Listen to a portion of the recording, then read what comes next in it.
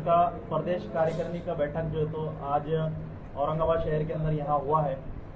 इसके अंदर खुसूसी तौर पर हमारे प्रदेश अध्यक्ष अजहर तांबुली साहब, प्रदेश के प्रभारी अब्दुल हन्नान साहब और प्रदेश महासचिव सरफराज शेख, प्रदेश महासचिव सईद चौधरी, प्रदेश उपाध्यक्ष हाजी यूसुफ पटेल, प्रदेश उपाध्यक्ष और हमारे एनडब्ल्यूसी मेंबर श्री सदाशिव त्रिपाठी जी, ये अहम लीडरों ने जो है तो इस मीटिंग के अंदर भाग लिया।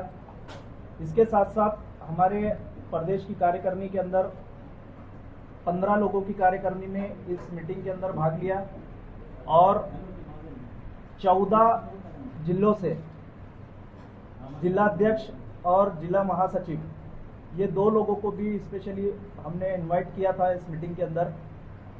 ये मीटिंग का मेन मकसद लोकल बॉडी इलेक्शन के बाद में पार्टी को दोबारा जो है तो रीऑर्गेनाइज करना, दोबारा और ज़्यादा सक्षम बनाना और ज़्यादा महाराष्ट्र के शहरों में गांव के अंदर जो है तो पार्टी का विस्तार करना, इन सब मुद्दों को लेकर हमने बहुत डीपली जो है तो दिन भर जो है तो चर्चा की है और जहाँ जहाँ ज़रूरत है वहाँ पर पार्टी को किस तरह मजबूत किया जा सकता है, ऐसा जिला वाइज जो है तो हमने चर्चा की।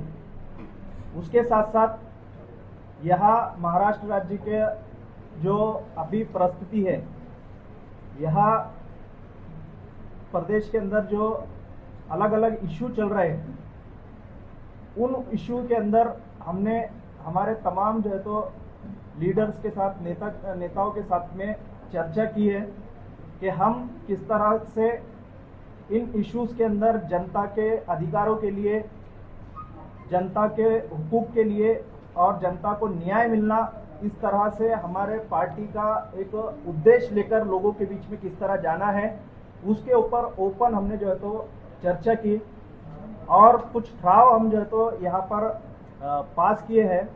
वो ठराव और उन मुद्दों को जो है तो हमारे प्रदेश अध्यक्ष अजहर तांबुली साहब आपके साथ में तफसील से रखें। जसे आमच्या महासचिव सय्यद करीम यांनी सांगितलं, आजच्या या बैठकीमध्ये 5-6 महत्त्वाच्या मुद्द्यांवरती चर्चा झाली, जे महाराष्ट्रातील प्रश्न आहेत। ओव्हरऑल आजच्या बैठकीमध्ये हे डिस्कशनमध्ये आलं की सध्याचे जी राजकीय परिस्थिती आहे, कारण विरोधक नावाची गोष्टच महाराष्ट्रामध्ये शिल्लक ठेवायची नाही असं सरकारचा प्रयत्न आहे। त्या अनुषंगाने विरोधी पक्षांची फोडतोड करणे किंवा ईडी किंवा इतर काही असे भोंदू मारण्याचे प्रकरण बाहेर काढून त्यांना ब्लॅकमेलिंग किंवा असे खेळ खेळणे हे असंविधानिक मार्गाचा वापर करत इथले सत्ताधारी बसलेले आहेत।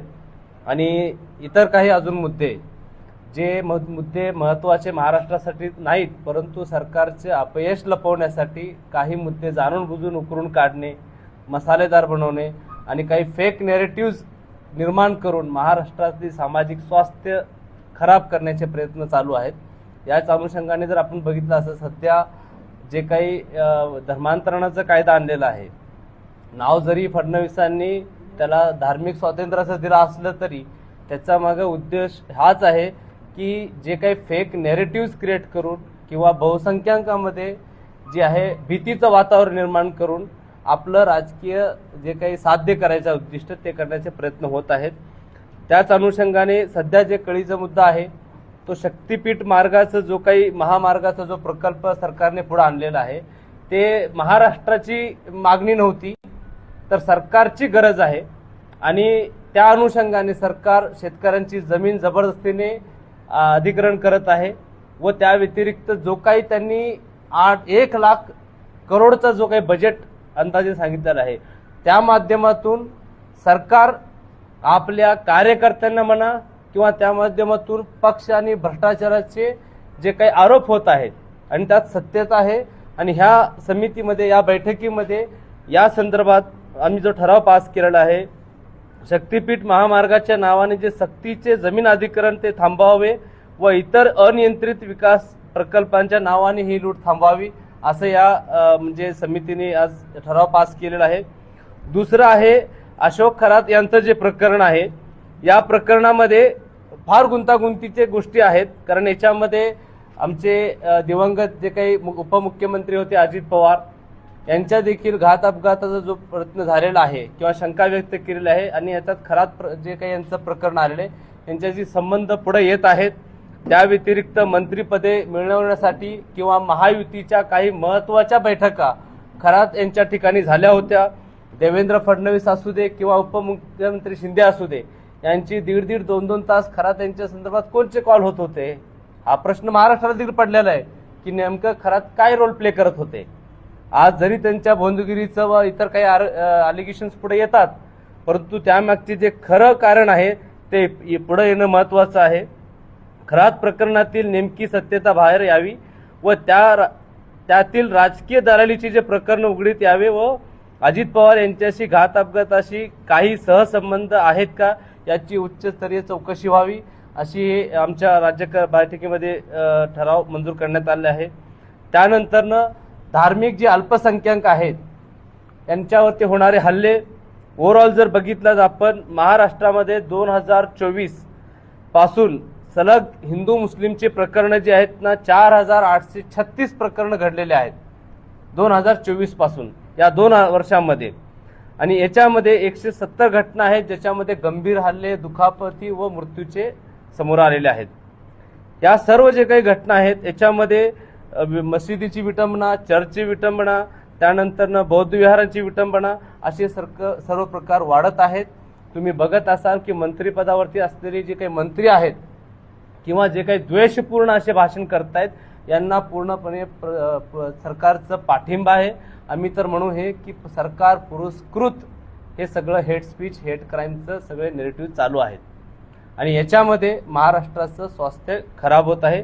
या अनुषंगाने महाराष्ट्रातील जे काही हेट क्राईमचे घटना आहेत याच्यावरती पोलीस देखील कारवाई करताना आढळून येत नाही. अल्पसंख्याक राजकीय दृष्ट्या व लोकसंख्येच्या दृष्टीने अल्पसंख्याक असल्यामुळं त्या समाजाला तुम्ही वेठीस धरत आहात. त्यांच्या संदर्भात तुम्ही फेक नेरेटिव्ह पसरवताय. लँड जिहाद, नंतर काय ते अजून लव जिहाद, कुठं अजून फ्रूट जिहाद, केमिकल जिहाद, जे येईल ते हे करतायत. बरं, हे जे सांगणारे लोक आहेत ते पण काय क्रेडिबल नाहीत. अशी लोक जे आहेत ना, खास भाजपाला जे आवश्यक असं ध्रुवीकरणाचं जे वातावरण असतं ते निर्मित करण्यासाठी असे पोचलेले काही भाजपाचे अनाधिकृत नाही म्हणतात तर अधिकृत भोंगे आहेत ज्यांच्यावरती भाजपा देखील कारवाई करण्यास किंवा पोलीस प्रशासन पुढे येत नाहीये. आणि त्याच पद्धतीने सकल हिंदूच्या नावाने समाज माध्यमावरती सकल हिंदू समाजाच्या नावावरती प्रत्येक जिल्ह्यामध्ये, प्रत्येक तालुक्यामध्ये एक पेज बनवण्यात येतं आणि त्या पेजमध्ये जर तुम्ही बघितलं फक्त आणि फक्त एखादी घटना जर घडली असेल ते तोडून मोडून दिशाभूल करून फक्त आणि फक्त मुस्लिम समाजाला, जो अल्पसंख्याक आहे, जो इथला विकर सेक्शन आहे, त्याला टार्गेट करण्याचं सुनियोजित पद्धतीने कारस्थान चालू आहे आणि हे सगळं सर्व सरकारच्या देखरेखीमध्ये चालू आहे. परंतु अशी परिस्थितीमध्ये महाराष्ट्रामध्ये अशा पद्धतीने सुनियोजित पद्धतीने जर का एखाद्या समाजाला तुम्ही वेठीस धरणार असाल, त्याचं अपराधीकरण करणार असाल, हे महाराष्ट्राच्या सामाजिक स्वास्थ्याला घातक असं वातावरण निर्माण होत आहे. या संदर्भात आमच्या SWCने राज्य कार्यकारी बैठकीने सांगितलेलं आहे की सरकारने हे त्वरित पद्धतीने अशा पेजेसवरती जे समाजाला तोडण्याचं, ते निर्माणाचं काम करत आहे यांच्यावरती कारवाई करण्यात यावी. त्याचप्रमाणे चालत TCSचं प्रकरण असू दे किंवा इतर काही प्रकरण आहेत, आम्हाला याबद्दल म्हणायचं आहे की जे गुन्हेगार आहेत त्यांच्यावरती कारवाई व्हायला पाहिजे, परंतु अपराध्याचं किंवा गुन्हेगाराचं धर्म बघून त्या पूर्ण समाजाला टार्गेट करण्याचं काम बंद व्हायला पाहिजे आणि सरकारने देखील अशा संदर्भात जे काही योग्य ती पावले उचलायला पाहिजेत. त्या व्यतिरिक्त महिला सुरक्षा संदर्भात भाजपा सरकार जरी म्हणत असेल की जे काही फेक पद्धतीने ते सांगते की विरोधक जे आहे महिला रिझर्वेशनला त्यांचा विरोध आहे, परंतु याच ह्याच्यामध्ये बघत आहात की नसरापूरमध्ये ज्या पद्धतीने पुण्यामध्ये घटना घडलेली आहे, एका अल्पवयीन मुलीवरती अत्याचार झालं, हे रोज उठूनचे प्रकरण आहेत. सरकार फक्त भाषण करत आहे, या व्यतिरिक्त काही ठोस असे पावले उचलताना दिसत नाहीये. या संदर्भात देखील कडक कारवाई व्हायला पाहिजे आणि त्या संदर्भात कायदे होणं आवश्यक आहे. ऑलरेडी कायदे आहेत, परंतु त्याचं इम्प्लिमेंटेशन होत नाहीये. गुन्हेगारांच्या मनामध्ये भीती निर्माण झालेली नाहीये. महिलांवरती अत्याचार जे आहेत ना वाढलेले आहेत. मी काही आकडेवारी आपल्या समोर ठेवू इच्छितो.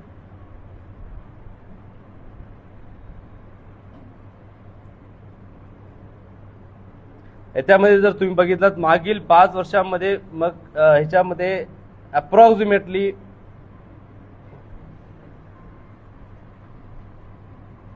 लैंगिक मागील महायुतीच्या दुसऱ्या टर्म सुरू झाल्यापासून जर तुम्ही बघितलं महिलांवरती दाखल झालेल्या अत्याचारांची गुन्ह्यांची एकूण संख्या 46,459 आहे.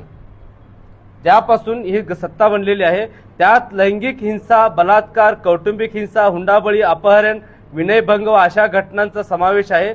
यातील 22,578 गुन्हे हे फक्त बलात्काराशी संबंधित आहेत.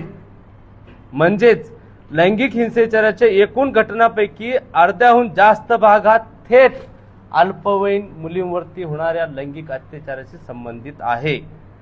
मागील 2 वर्षांमध्ये प्रत्येकी 4,000 पेक्षा जास्त अल्पवयीन मुलींवर बलात्कार व लैंगिक अत्याचार झालेले आहेत. एकूणच 2 वर्षांमध्ये सुमारे 8,000 पेक्षा जास्त मुलींवरती लैंगिक अत्याचार झाले आहेत. म्हणजे ज्या महाराष्ट्राला आपण पुरोगामी महाराष्ट्र म्हणतो, फुले शाहू आंबेडकरांचा महाराष्ट्र म्हणतो, सावित्रीबाईंचा फुले महाराष्ट्र म्हणतो, या महाराष्ट्राची गय या सरकार आल्यापासून गायपट्ट्यासारखी झालेली आहे. कानून व्यवस्था जे म्हणतो आपण लॉ अँड ऑर्डर ते पूर्ण डगमळीस आलेली आहे. या सर्व मुद्द्यांवरती आज चर्चा झालेली आहे.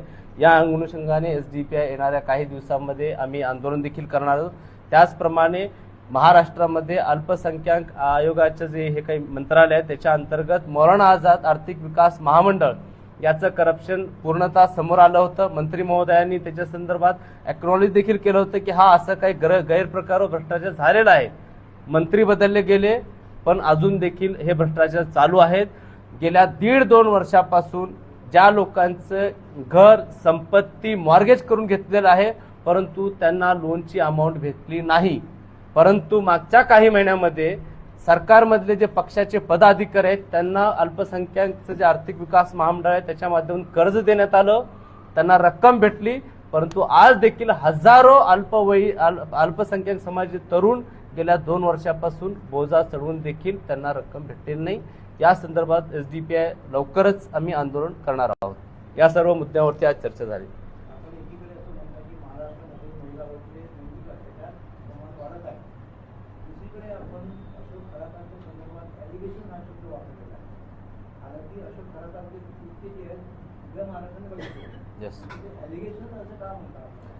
आरोप असे आहेत की झालेले आपण जस्ट लिगल टर्म मध्ये बोलतो त्यावेळेस आम्ही त्याला अलिगेशन म्हणतो आणि हे पूर्ण महाराष्ट्राने जरी बघितलं असलं आम्हाला दुमत नाहीये की त्यांनी हे अपराध केले नाहीत म्हणून, कारण सीसीटीव्ही फुटेज आहेत, व्हिडिओज आहेत, त्यात दुमत नाहीये.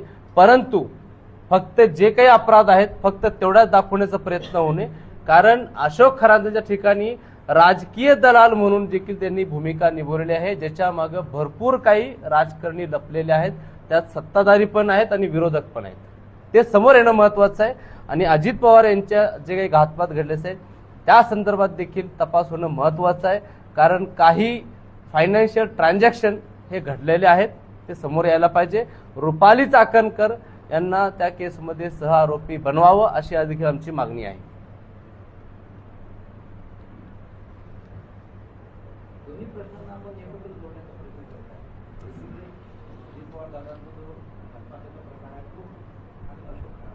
एकच आहे मला म्हणायचं आहे की हे दोन्ही प्रकरणाचं घेणं देणं आहे.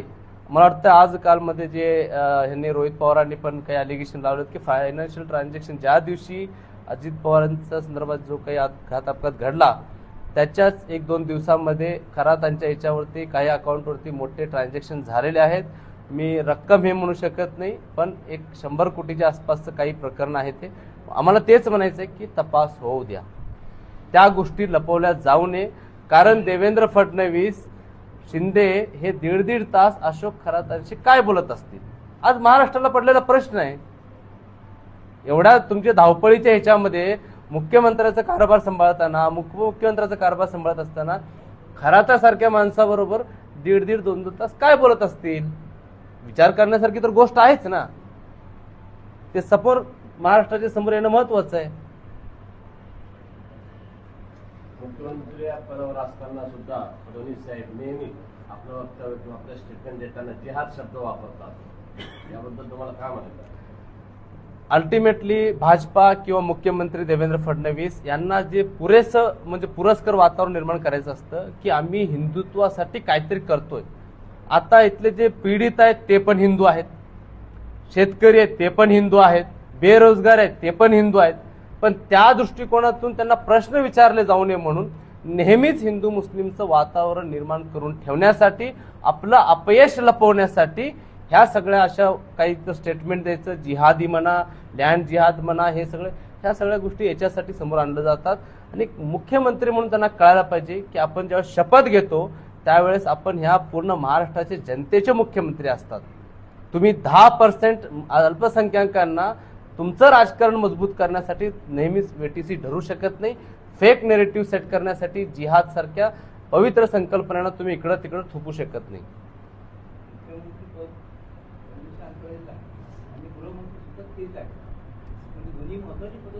दुर्दैवाने मग आम्हाला तेच म्हणायचंय, महिलांसाठीचे कैवारी म्हणून पुढे येतात, परंतु महिला ऍक्च्युली महाराष्ट्राला फुल टाइम गृहमंत्री पाहिजे, परंतु नेहमीच आपल्याकडे सत्ता काबीज असायला पाहिजे.